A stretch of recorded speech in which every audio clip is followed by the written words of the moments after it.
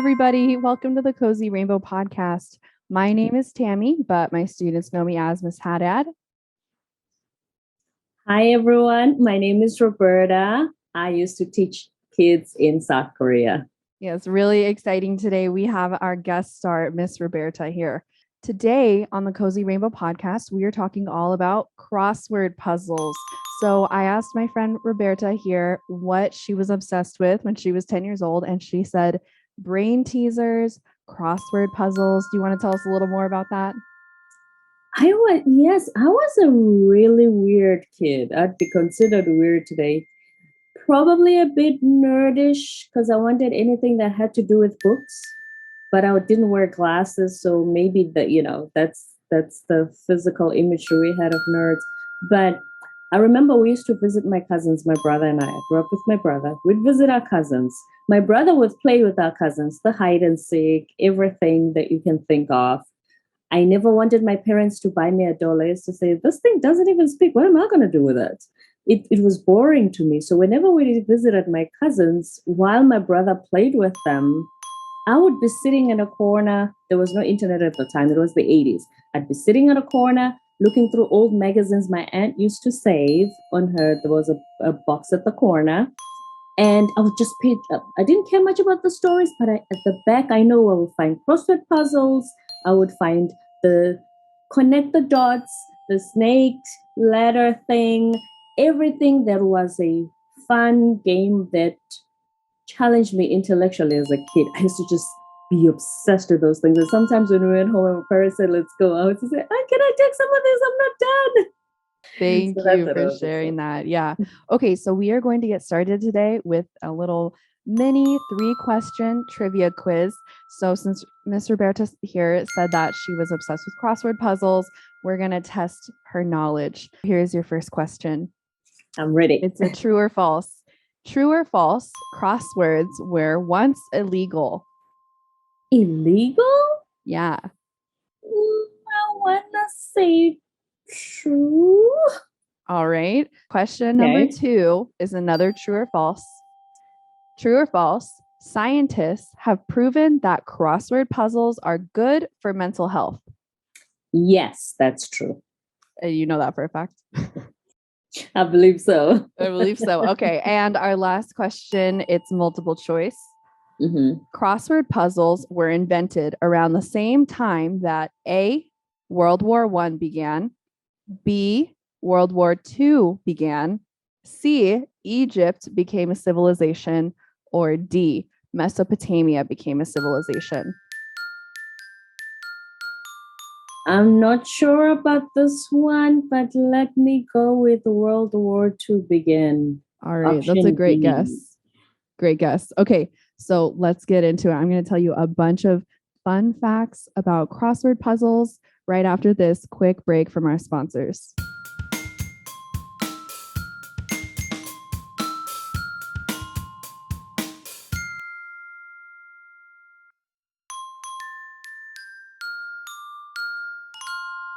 Did you know the first crossword puzzle was created by a British man named Arthur Wine in 1913 and published in a newspaper? Because of a simple typo, Wine's original word cross puzzle was officially branded as crossword.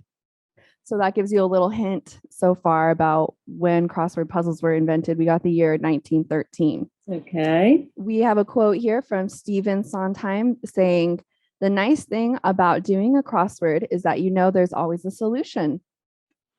Mm-hmm. So 20 years after the invention of the crossword puzzle, Crosswords inspired the invention of the game Scrabble. Now, I don't know about you. I'm a huge Scrabble fan. I love that game. I know friends who are obsessed with Scrabble. Yeah, Words with Friends, Scrabble, that kind of stuff. Mm-hmm. The game of Scrabble was invented by an architect. That makes sense. A little bit, yeah. So Scrabble is a game, if you haven't heard of it before, to all my listeners, Scrabble is a game that combines anagrams and crossword puzzles. An anagram is when you rearrange the letters in a word to make another word. So an anagram of the word art would be rat. Otar. We used to play that game so much. You know, when you have the remaining 5 minutes before class is over and all the students are done with their work, and you say, okay, let's play a game. Usually it would be anagrams, and I'll maybe write the word smile. And there's quite a few words that can come from that, like mile, lie, Miles. Yeah. mile. Yes. I think that's lots of fun. I always had fun with that kind of game. So, Time magazine wrote an article in 2020 about the rise of crossword popularity. So, I believe in 2020, crossword puzzles kind of started to get popular again because of, a certain worldwide event that was plaguing us all. People were at home a lot, so they kind of started picking up the old crossword puzzles again.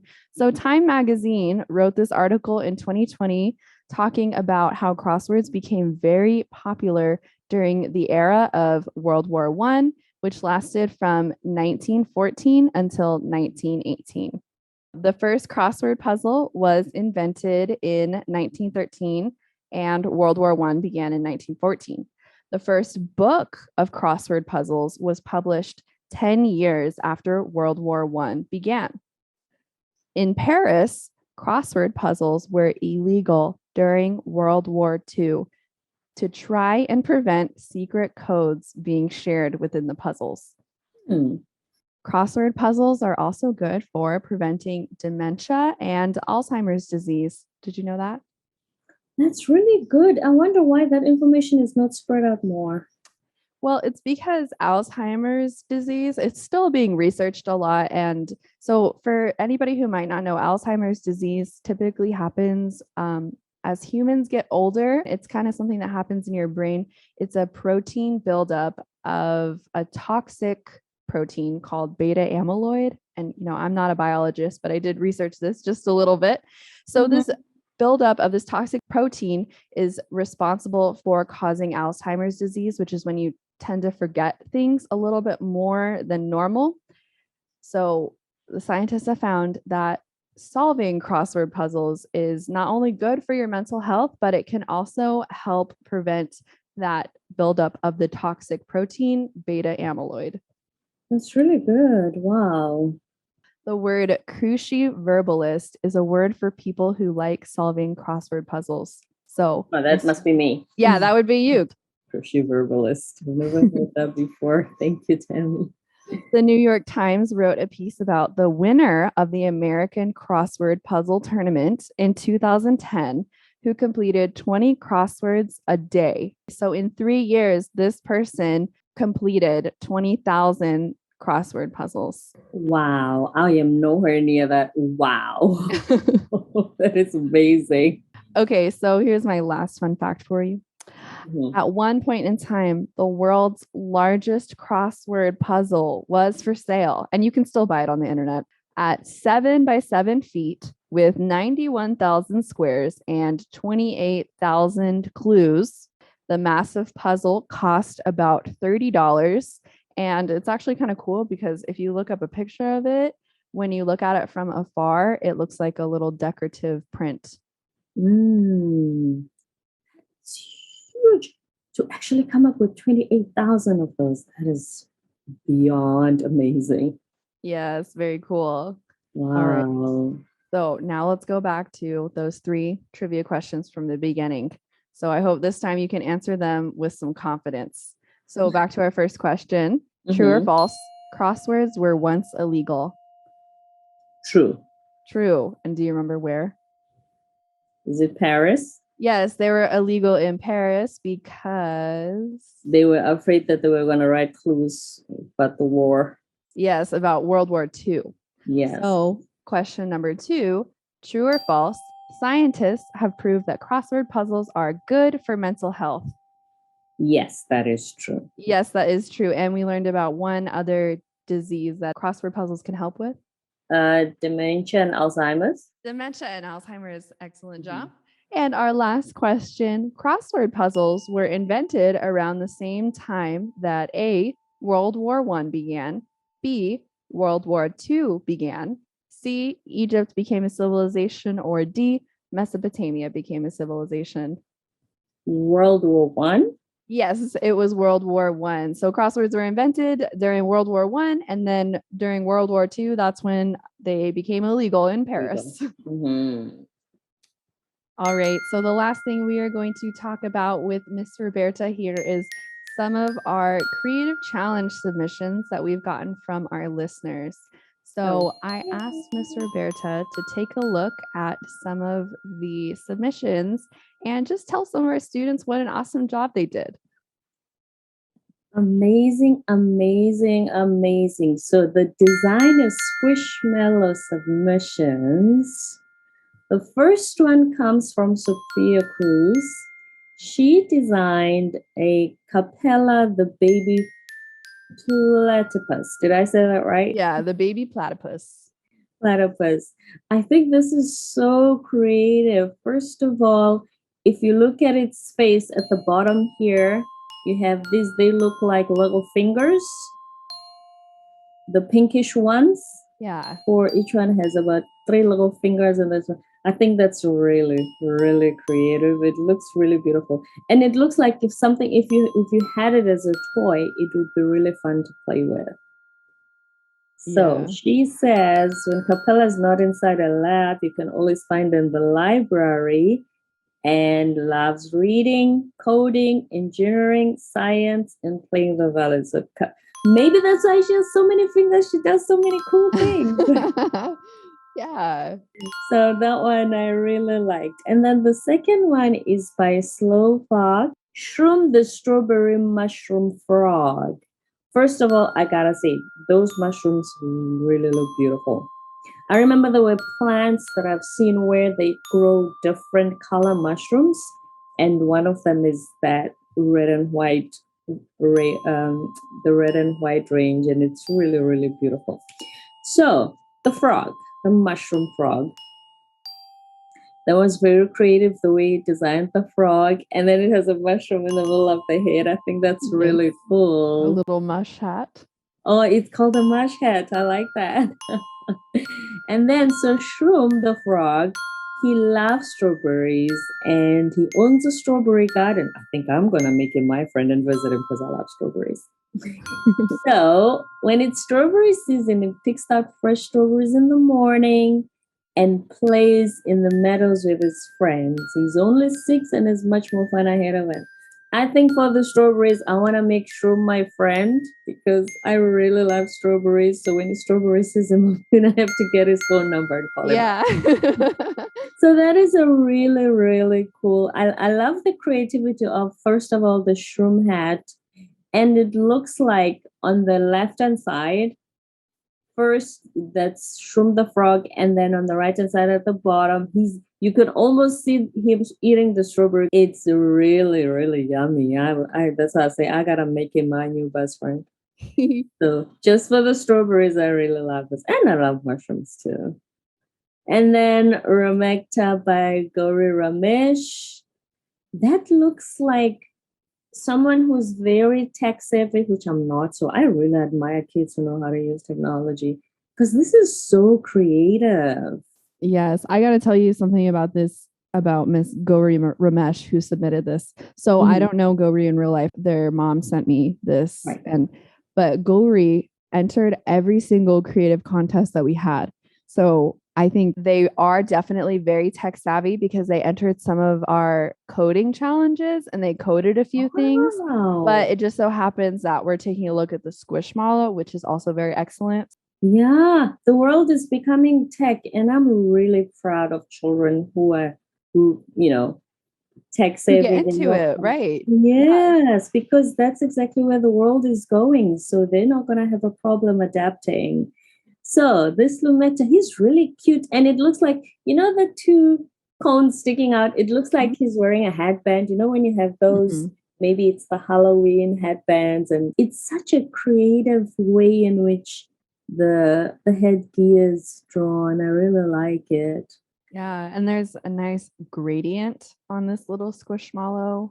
And then it says she loves to fly around, and every day at midnight loves to make moonbows from her 2 horns. Oh, those are the horns. Yeah. Makes moonbows. I like that. And you can find at the lavender bubble stream every night in the woods. I hope she brightens the woods in the middle of the night. Oh, yeah. Like when we were growing up, in summer, those little, they fly and they do that light thing. Fireflies? Probably. Is it fireflies? I've never seen a firefly in real life. I don't think they have them where I live. I've seen them. We used to chase them when I was a kid. I haven't seen them in years though. But yeah, it looks to me like if they had that squishmallow in real life, if it's at night, then they're gonna give you that little light and flick every now and then. Yeah. Very, very creative. And not just the art, but the stories behind what they were drawing and what they were making is so impressive. I agree. Not only are they amazing artists, but also really good writers. The thought process, the writing, the creativity, the imagination. Here's what we always try to encourage with kids is limitless imagination. You know what I mean? If you're a grown-up and you see a frog, you don't think, hey, this frog can have a garden. But slow folks, you know what I mean? That's what I absolutely love about teaching children is that even they help me expand my imagination because they think outside the box, which is what we need. All right, everybody. This week's creative challenge is to create your own crossword puzzle. We will be posting some resources online on our website, www.cozyrainbow.org, on how to make crossword puzzles in a few different ways, whether you do it on paper, maybe you're using a tablet.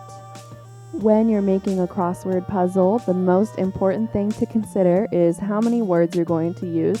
Use at least 5 words, but you can do way more than that, as we learned about the largest crossword puzzle ever today in the podcast at 7 by 7 feet.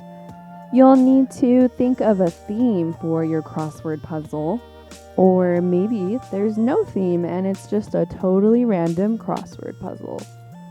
If you want your submission to stand out, I would consider putting some fun little doodles on the side that have to do with your theme. Lastly, don't forget to spell check when you're writing your clues. Reread your clues that you're writing. Maybe run it past somebody else. See if they're able to solve it before you submit it. Maybe they can't solve it. Maybe you created the world's hardest crossword puzzle. No matter who you are, I would love to see your crossword puzzle creations. If you are between the ages 7 and 17, you can submit their work to us by emailing your crossword puzzle to cozyrainbownv@gmail.com. If you are 13 years of age or older, you can submit it yourself. Otherwise, if you're younger, you need to have your parents submit it for you. The deadline to submit your crossword puzzle is September 1st, 2022, if you'd like to be featured on the podcast. All right. Well, thank you so much for giving us some nice feedback on our student artwork. It's been so nice to have you on the podcast today. That was wonderful. Thank you for sharing it with me. I really enjoy kids' creativity, and I'm so grateful they invited me today. Okay. All right, everybody. Thank you for listening.